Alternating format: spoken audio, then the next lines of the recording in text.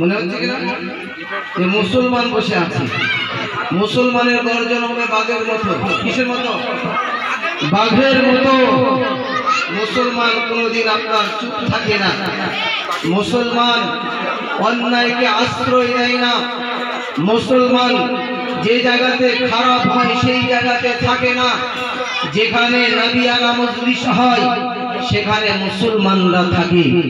এখানে আমরা রয়েছি এই নবিয়ানা মজলিসে। এই নবিয়ানা মজলিসটা মাহবুবের দরবারে ভিডিও রেকর্ডিং হচ্ছে। কিয়ামতের দিন মুসিবতের সময় আল্লাহ পাক রব্বুল আলামিন এই মজলিসটাকে নাজাতের উসিলা বানিয়ে দিবে। সকলে পড়ি আমিন। আমার সোনার মানিকেরা, ভাইজান, আব্বা জানেরা, আপনাদের কাছে আমি ছোট্ট একটি কোরআনের আয়াত পাঠ করেছি। মহান রব্বুল আলামিন কোরআন পাক আমাদেরকে উপহার স্বরূপ দিয়েছেন। যে কোরআনের মধ্যে ৬৬৬৬টা আয়াত রয়েছে, যে কোরআনের মধ্যে ১৭৪টা সূরা রয়েছে, যে কোরআনের মধ্যে ৩০টা পারা রয়েছে, সেই ৩০টা পারার মধ্যে থেকে ৬৬৬৬টা আয়াতের মধ্যে থেকে ছোট্ট একটি আয়াতে কারিমা আপনাদের সম্মুখে পাঠ করেছি। ওটাকে সম্মুখে রেখে আমার সংক্ষিপ্ত কিছু আলোচনা আপনাদের সম্মুখে করব।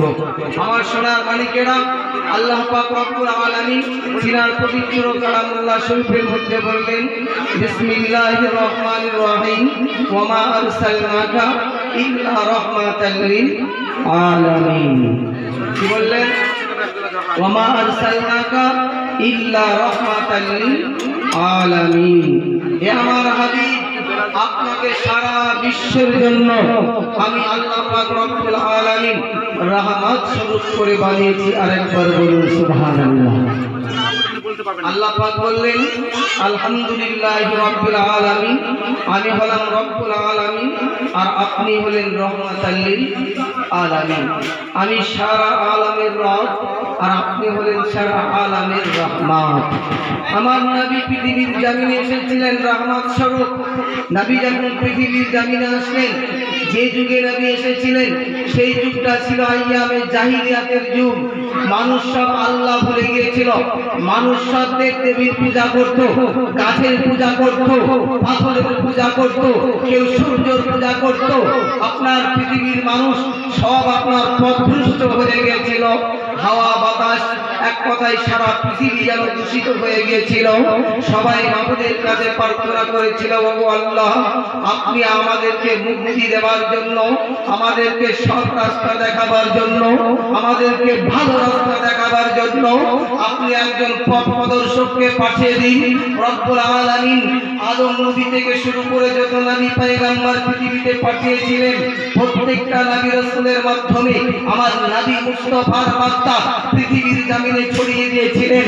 সেই নবী মুহাম্মদ রাসূলুল্লাহকে আমার আল্লাহ পাক রব্বুল আলামিন 12 রবিউল আউয়ালে সোমবার সুবে সাদেকের সময় পৃথিবীর জমিনে আমার নবী মুস্তাফাকে আমার আল্লাহ পাক রব্বুল আলামিন পাঠিয়েছিলেন পাপী মানুষকে উদ্ধার করার জন্য, বেঈমান মানুষকে ঈমানদার বানাবার জন্য, অমুসলিমদেরকে মুসলিম বানাবার জন্য আমার আল্লাহ পাক রব্বুল আলামিন তিনার হাবিবকে পাঠিয়েছিলেন। জোরে বলুন সুবহানাল্লাহ। এই নবীকে আমরা খুশি না বেজার? বলেন, নবীকে আমরা খুশি না বেজার? খুশি।